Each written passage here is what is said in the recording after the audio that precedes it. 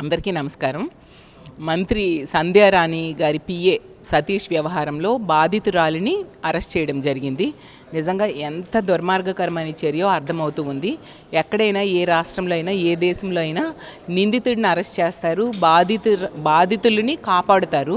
కానీ ఈ కూటమి ప్రభుత్వం అధికారంలోకి వచ్చాక రివర్స్లో జరుగుతుంది. అంటే రెడ్ బుక్ రాజ్యాంగం ఏ విధంగా అమలవుతుంది అనే దానికి ఇది ఒక ఉదాహరణగా నిలిచింది. ప్రతి సందర్భంలో కూడా కక్ష సాధింపు రాజకీయాలకి పోలీసులు ఉపయోగిస్తున్నారు. రెడ్ బుక్ రాజ్యాంగం అమలుకి ఉపయోగిస్తూ ఉండే పరిస్థితి చూస్తూ ఉన్నాము. ఈ రాష్ట్రంలో ఒక మహిళ ఆమె ఇంత దారుణంగా వేధింపులకు గురైతే ఆమెకి రక్షించాల్సిన పోలీసులు ఈరోజు ఆమె మీద కేసు పెట్టి రిమాండ్ ఖైదీగా జైల్లో పెట్టారంటే ఎంత దారుణం. అంటే రానున్న రోజుల్లో ఈ కూటమి ప్రభుత్వంలో మహిళలకు ఏదైనా అన్యాయం జరిగితే బయటకు వచ్చి ధైర్యంగా చెప్పుకునే పరిస్థితి లేదు అనేది స్పష్టంగా అర్థమవుతుంది. అలాగే సంధ్యారాణి గారు, ఆవిడ ఒక మహిళా శిశు సంక్షేమ శాఖ మంత్రి. ఈరోజు ఆవిడ ఈ మహిళకు బాధితురాలకు అండగా నిలబడాల్సింది పోయి పిఏకి సపోర్ట్గా మాట్లాడుతూ ఉండే పరిస్థితి. అంతేకాకుండా ఆవిడ మొదట్లో ఏం మాట్లాడారో అదే విధంగా ఈరోజు పోలీసులు మాట్లాడి ఆమె స్క్రీన్ ప్లే డైరెక్షన్ ప్రకారం వెళ్తూ ఈరోజు ఈ బాధితురాలిని అరెస్ట్ చేశారు. మరి వీళ్ళు చేసిన విచారణ ఏముంది ఇక్కడ? వీళ్ళు చేసిన ఎంక్వైరీ ఏముంది? అంటే మంత్రి ఏం చెప్తే అదే చేశారు. అంటే అధికార దుర్వినియోగానికి పరాకాష్ఠగా ఈరోజు ఈ కూటమి ప్రభుత్వంలో మంత్రులు కానీ తెలుగుదేశం పార్టీ కార్యకర్తలు కానీ వ్యవహరిస్తూ ఉండే పరిస్థితి మనం చూస్తూ ఉన్నాం. ఈ రాష్ట్రంలో ఎన్నో సంఘటనలు తెలుగుదేశం పార్టీ వాళ్ళే నిందితులుగా ఉన్నారు.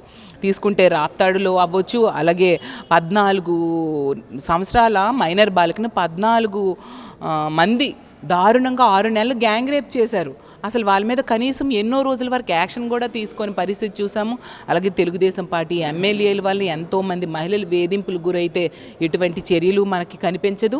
అలాగే తెలుగుదేశం పార్టీ అనుచరులు, ఎమ్మెల్యేల అనుచరులు అవ్వచ్చు, కార్యకర్తల వలన కూడా ఎంతోమంది మహిళలు బాధించబడితే ఎటువంటి యాక్షన్ తీసుకోకపోవడం వలన ఇలాంటి తప్పుడు పనులు చేసేవాళ్ళు రిపీటెడ్గా చేస్తూ ఉన్నారు.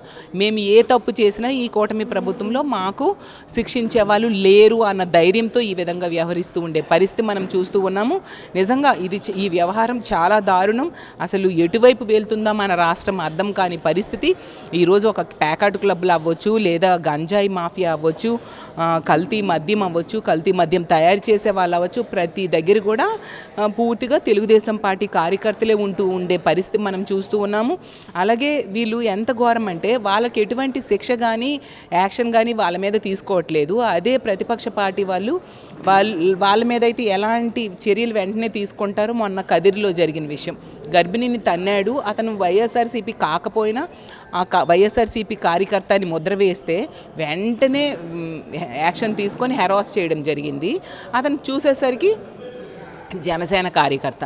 అంటే మరి ఇప్పుడు తెలుగుదేశం పార్టీ కార్యకర్తలకైతే ఎటువంటి యాక్షన్ మీరు తీసుకోరు. అదే వైఎస్ఆర్సీపీ కార్యకర్త అని తెలిస్తే అవునో కాకపోయినా తెలుసుకోకుండా అతన్ని హెరాస్